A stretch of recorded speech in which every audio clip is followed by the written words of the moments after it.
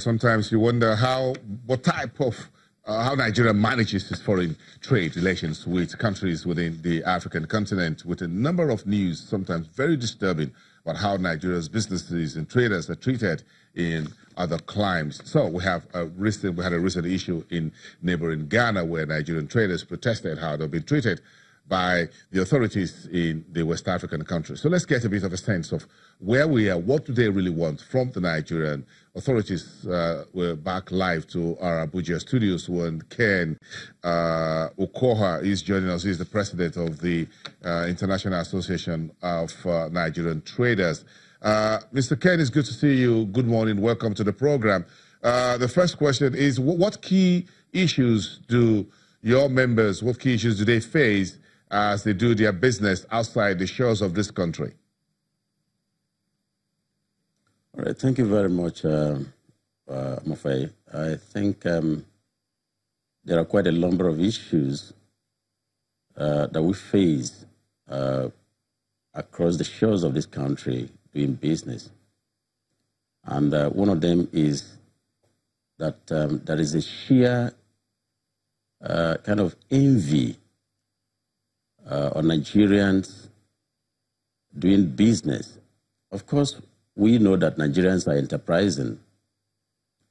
And because of that enterprising nature, which is God-given, there's a kind of sheer hatred on Nigerians because they lay their hands on businesses and those businesses keep prospering. Again, we also face some level of attacks with some kind of laws that are inimical to business. And some of these laws are, anti-Pan-Africanism.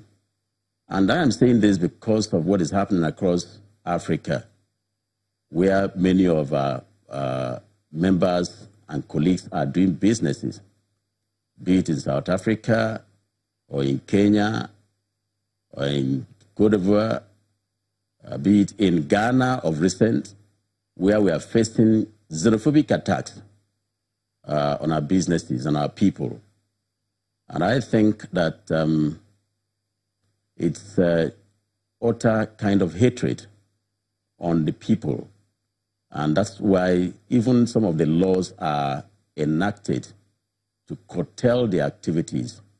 And that is not going well for, on the spirit of business incubation and, diversification that African countries think they want to foster among themselves. Mr. Ken, so what has been the response of Nigeria's home office in those countries? For example, as recent as Ghana, if you use the recent Ghana experience or situation as a mirror for this discussion, what's been the reaction of the home country and perhaps Nigeria Office of Trade and Negotiation, Ministry of Foreign Affairs, Ministry of Trade and Industry and Investment? I must be very frank at this time. And the reason why I'm going to be very frank is because we want the whole world to hear our voice.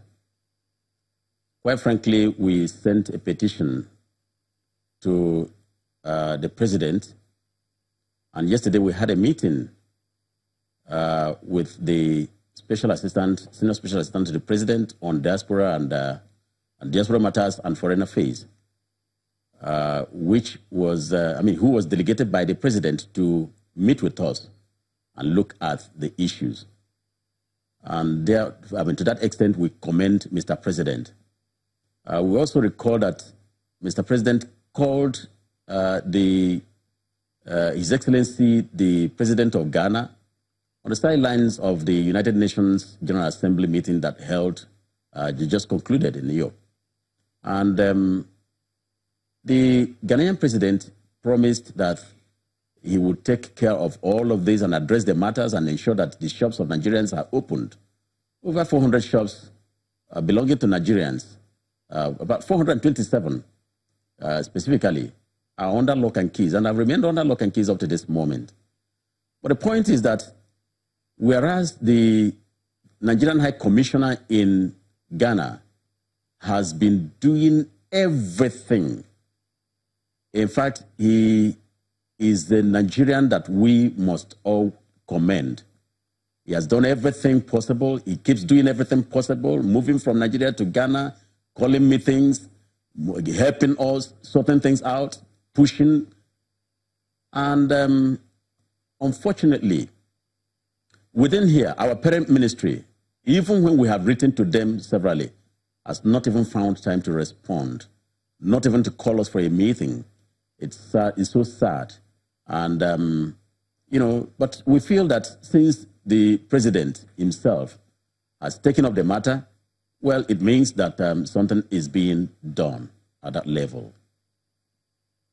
I'm going to ask this question, and it's my duty to ask, so no offense is taken.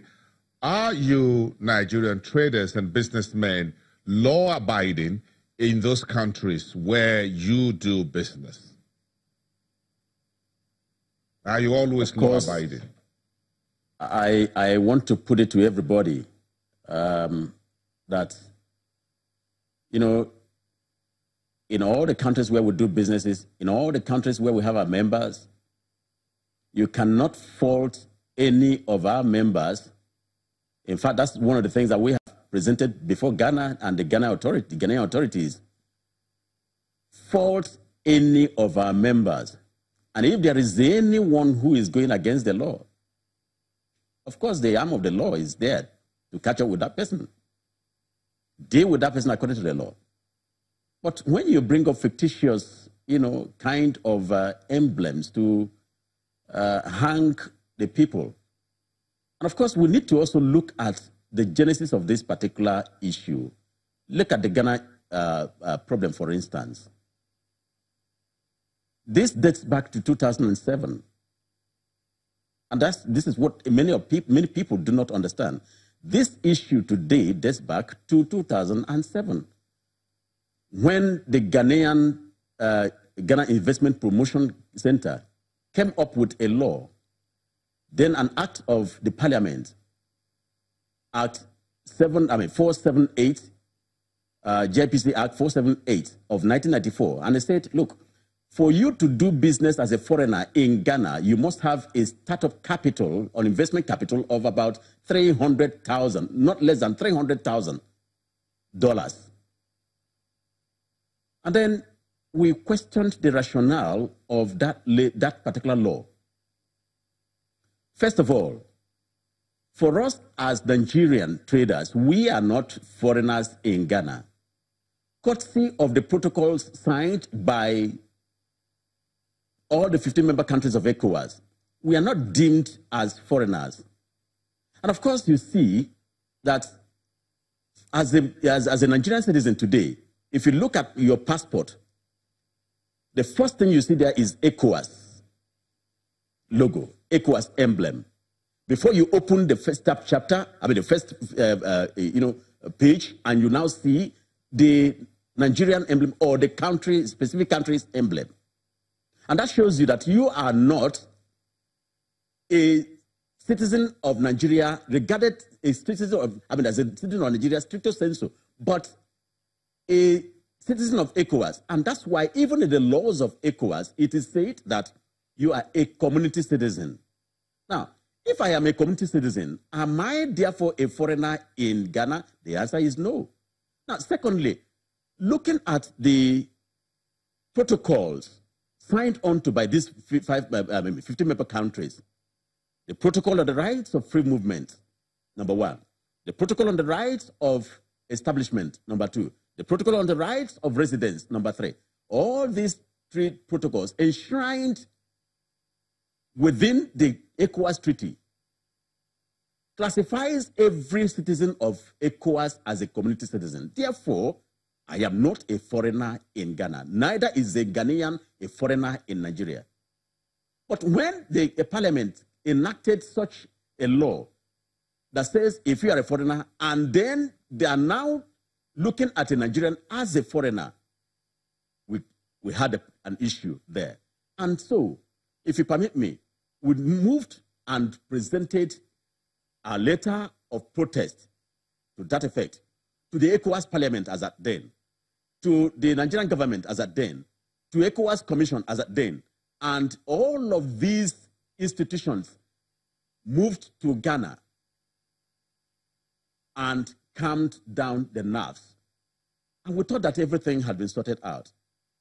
But in 2012, the Ghanaian Parliament came up again, reviewed the act, and then came up with a new law, the GIPC Act 685 of 2013, which now increased that same investment capital of $300,000 to $1 million. What does it tell you? It tells you that automatically Ghanaians do not want Nigerians to do business therein. But one thing comes out very clearly. Is there any other African country citizen that is being troubled courtesy of this law? The answer is no. This law is therefore targeted on Nigerians.